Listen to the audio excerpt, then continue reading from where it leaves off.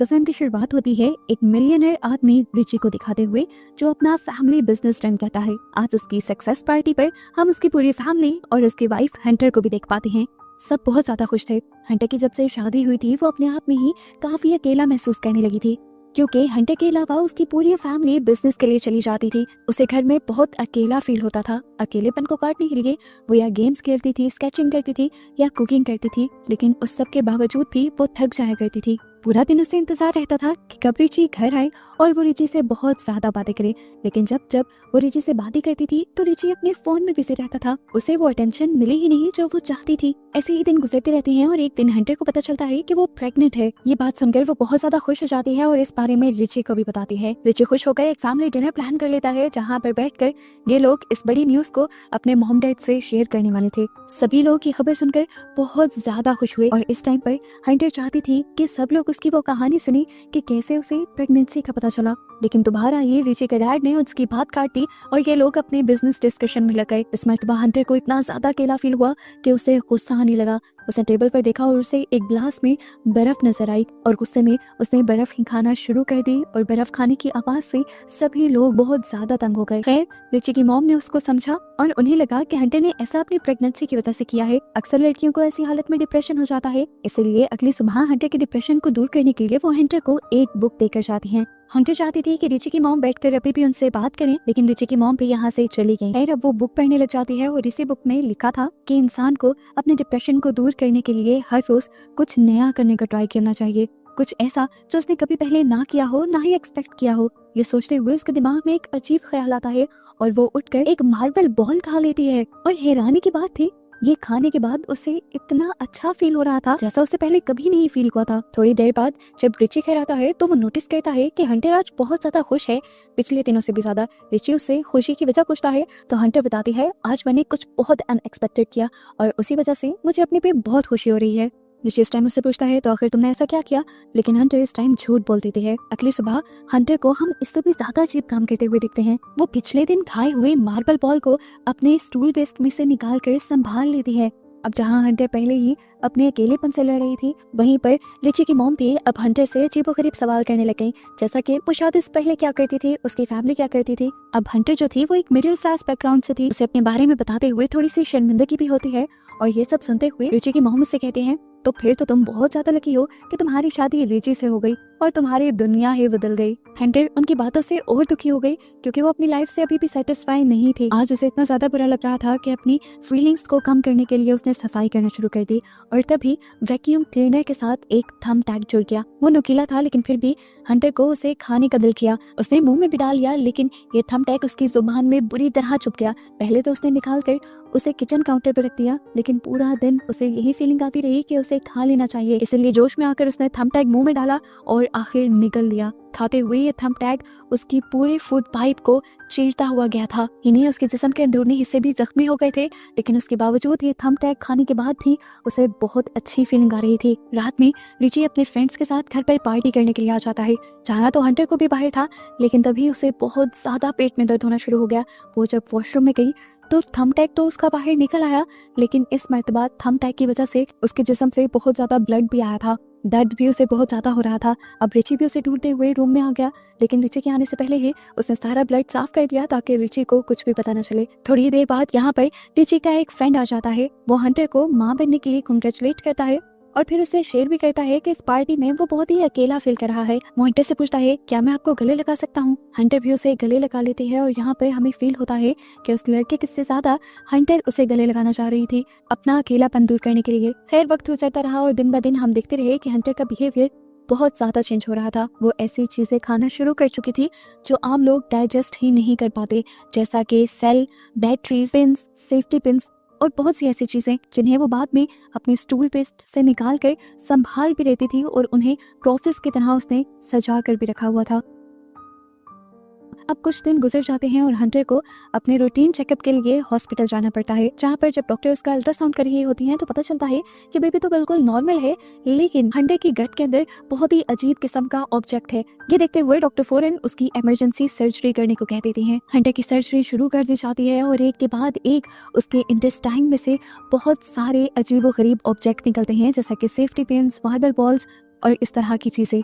Surgery के बाद doctors उसकी सिचुएशन पर बात करते हैं और डॉक्टर्स को ये पता चलता है कि हंटर एक साइकोलॉजिकल डिसऑर्डर से गुजर रही है, एक दिमागी बीमारी से गुजर रही है, जिसमें इंसान का दिल करता है ऐसी चीजें खाने का जो इंसान नहीं खा सकता। रिची ये सब सुनकर बहुत ज्यादा गुस्से में आ चुका था। वो हंटर को घर लेकर आता है और हंटर को बहुत ज्यादा डांटता है। वो हंटर से ये सब कुछ एक्सपेक्ट नहीं कर रहा था।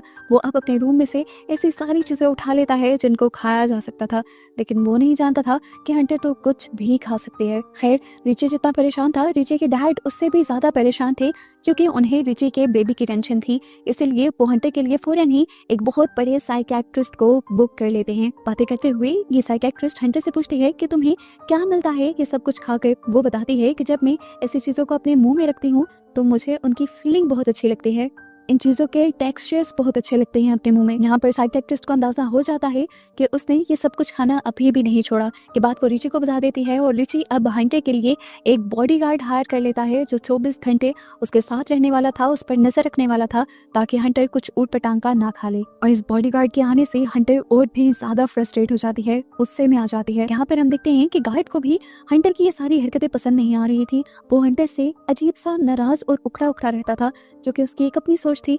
वो ये सोचता था कि इतने बड़े घर में हंटर रहती है, हर फैसिलिटी होने के बावजूद ऐसी क्या वजह हो सकती है कि उसे दिमागी बीमारी हो गई। क्या वो इतने बड़े घर में भी खुश नहीं रह सकती?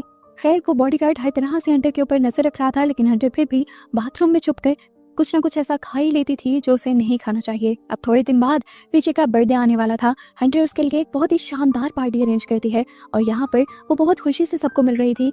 हालांकि उसे लोगों से मिलना ज्यादा पसंद भी नहीं था, लेकिन आज उसके साथ और भी कुछ ज्यादा बुरा हो गया। सभी लोग उससे उसकी ये चीजें खाने वाली बीमारी के बारे में बात करने लगे और ये सब जानकर उसे बहुत गुस्सा आया। उसे रिची से कहा, क्या जरूरत थी सबको तेरी बीमारी के बारे में बताने की? लेकिन रिची कहता है कि मैं तुम्हारे अच्छे के बारे में ही सोच रहा हूँ। लेकिन हंटर को इतना बुरा लगा था कि हंटर रात में रिची से अपने से माफी मांगने को भी कह देती है।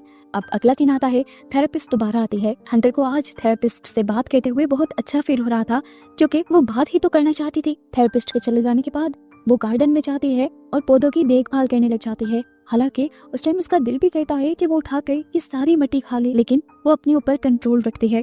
अब अपने हाथ धोने के लिए जैसे ही वो वॉशरूम में जाती है तो सुनती है कि रिची उस थेरेपिस्ट को पैसे दे रहा था ताकि वो थेरेपिस्ट हंटर की एक एक बात उसे बताए। ये सुनते हुए हंटर बहुत ज्यादा पैनिक हो गई कि पता नहीं क्या क्या बातें थेरेपिस्ट ने रिची को बताई होंगी। वो बिल्कुल टूट गई। उसे बहुत सदमा हुआ, लेकिन उसने किसी को शो नहीं किया। रो रो कर उसका बुरा हाल हो गया था। अपने आप को छुपाने के लिए वो बेड के नीचे चली गई और तभी उसका गार्ड उसे ढूंढते हुए बेड के नीचे आया। उसके गार्ड को भी आज उसकी हालत पर तरस आ गया था। वो उसके अकेलेपन को समझने लगा था।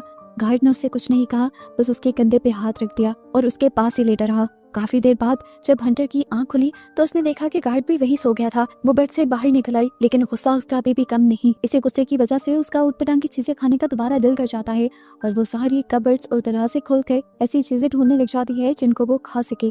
उसे यहाँ पर एक स्क्रू ड्राइवर मिलता है और वो उसे ही निगल लेती है, लेकिन उसे निकलने की वजह से उसकी तबीयत बहुत ज्यादा खराब हो गई थी। ये स्क्रू ड्राइवर उसके गले में फंस गया था। उसके गले से अजीब आवाजें आने लगी थी और वो नीचे गिर गई। ये आवाजें सुनकर उसका गार्ड भी उठ गया और फौरन उसे देखने लगा। उसकी हालत इतनी खराब थी कि उसने एम्बुलेंस को बुला लिया। फौरन उसे हॉस्पिटल ले जाया गया, जहाँ से ऑपरेशन करने के बाद उसके गले से उस स्क्रू ड्राइवर को बाहर निकाल लिया गया। शुक्र था कि उसके बेबी को नुकसान नहीं हुआ था। अब रिची और रिची की फैमिली को हंटर से ज्यादा हंटर की बेबी की टेंशन हो गई थी, इसलिए वो फैसला करते हैं कि वो हंटर को एक साइकिक हॉस्पिटल में भेज देंगे, जहाँ 24 घंटे उस पर नजर रखी जाएगी और ऐसे उनका बेबी सेफ रहेगा। बेबी के पैदा होने के बाद वो आजाद हो जाएगी, यानी वो घर वापस आ जाएगी। हंटर मान तो नहीं रही थी, लेकिन रिची ने कहा कि अगर तुम इन पेपर्स पर साइन नहीं करोगी तो मैं तुम्हें डाइवोर्स दे दूंगा। इस वजह से उसे ये सब मानना पड़ा। उसका गार्ड जो अब उसकी फीलिंग समझने लगा था, उसे अब हंटर की हालत पर बहुत तरस आने लगा था। खैर, अगले दिन दिखाया जाता है कि हंटर को छोड़ने के लिए रिची की पूरी फैमिली जा रही थी और साथ साथ उसका गार्ड भी था। तभी जाते हुए एकदम से हंटर वापस अपना चार्जर लेने के बहाने घर के अंदर चली जाती है और उसका गार्ड भी भागते हुए उसके पीछे आता है। यहाँ गार्ड देखता है कि हंटर वहाँ से भागने की कोशिश कर रही थी। इस मर्तबा गार्ड को भी उस पर तरस आ गया और उसके बारे में किसी को बताने के बजाय उसने हंटर को यहाँ से भागने का मौका दिया। और जैसे ही बाकी सब लोग घर के अंदर आए तो उसने सबको हंटर से डिस्ट्रैक्ट करने के लिए बताया कि वो दूसरे रास्ते की तरफ भाग गई है। जबकि कुछ ही देर बाद हमें दिखाया गया कि हंटर भागते हुए जंगल के रास्ते से एक होटल आ पहुंची थी, जहाँ आकर वो सबसे पहले इस होटल के बाहर से बहुत सारी सॉइल यानी मिट्टी लेती है और होटल के अंदर एक रूम बुक करके उसे खाने ले जाती है। फिर थोड़ी देर बाद वो रिची को कॉल करती है और उसे बताती है कि मैं वहाँ से भाग आई हूँ, मुझे तुम्हारे साथ रहना ही नहीं। और मैं ये बेबी भी तुम्हारी ही वजह से ले रही थी, लेकिन तुमने मुझे ठीक तरह से एक्सेप्ट ही नहीं किया, तुमने मुझे टाइम भी नहीं दिया और अब तो तुमने मुझे डाइवोर्स की धमकी दे दी है और अब मुझे ये बेबी भी नहीं चाहिए। रिची को ये सारी बातें सुनकर बहुत दुख हुआ। इससे पहले कि हंटर कुछ गलत कर लेती, रिची उससे रिक्वेस्ट करता है कि ऐसा मत करो, अपनी जिद छोड़ दो और घर वापस आ जाओ। हंटर जब ना में जवाब देती है तो रिची उसे समझाता है, देखो हंटर, तुम्हारे पास कोई स्किल नहीं है, कोई डिग्री नहीं है, इस दुनिया में तुम इस तरह सर्वाइव नहीं कर पाओगी, तुम्हें मेरे सहारे की जरूरत है। लेकिन हंटर रिची की बात ही नहीं सुनती और कॉल काट देती है। पूरी रात वो टीवी देखते हुए और सॉइल खाते हुए गुजारती है। हंटर अगले दिन उस होटल से भी निकल जाती है और अपनी मॉम को कॉल करती है, अपने साथ होने वाली ये सारी चीजें बताती है। उसे आज अपने पे ही गुस्सा आ रहा था। वो जानती थी कि ये सब उसके साथ क्यों हो रहा है। ये मसला उसे अब से नहीं था बल्कि बचपन से था, क्योंकि इसके बायोलॉजिकल फादर, असली डैड उसे छोड़ गए थे। उसकी मॉम बहुत ज्यादा रिलीजियस थी, इसीलिए वो इस दुनिया में आ गई, नहीं तो आज शायद वो पैदा भी ना होती। ये सारे एहसास उसे आज तक तंग करते थे। आज उसने फैसला कर लिया था कि वो अपने असली डैड से मिलकर ही रहेगी। अपनी मॉम से जबरदस्ती उनका पता लेते हुए वो उनके घर पहुंच जाती है। यहाँ जाने पर वो देखती है कि किसी की बर्थडे पार्टी चल रही थी। ये उसके स्टेप ब्रदर की, यानी उस आदमी के बेटे की बर्थडे पार्टी थी। उन्होंने हंटर से कुछ भी नहीं पूछा, क्योंकि उन्हें लगा कि हंटर उनके बेटे की किसी दोस्त की मॉम है। लेकिन उसने बताया कि मैं यहाँ के गेस्ट नहीं बल्कि मैं तुम्हारी बेटी हूँ। ये सुनते हुए वो आदमी उसे अकेले में ले जाता है और पूछता है कि आखिर तुम यहाँ क्यों आई हो। लेकिन यहाँ पर हंटर उल्टा ही उससे सवाल कर लेती है कि आखिर तुमने मुझे छोड़ा क्यों, और अगर छोड़ना ही था तो तुम मेरे मॉम के साथ रहे ही क्यों। तो वो आदमी कहता है, हाँ मैं मानता हूँ कि मेरी गलती है, मुझे ये सब नहीं करना चाहिए था, लेकिन जब मैंने ये सब किया था मैं अपने आप को बहुत ताकतवर मानता था और अपनी ताकत के ही नशे में मैंने तुम्हारी मॉम के साथ बहुत बुरा किया।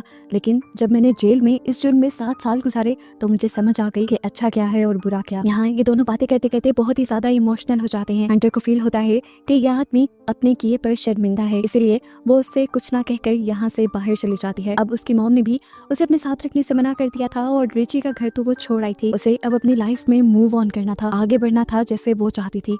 वो एक डॉक्टर के पास जाती है और उनसे अबॉर्शन पिल लेकर एक पब्लिक वॉशरूम में अपना अबॉर्शन करती है।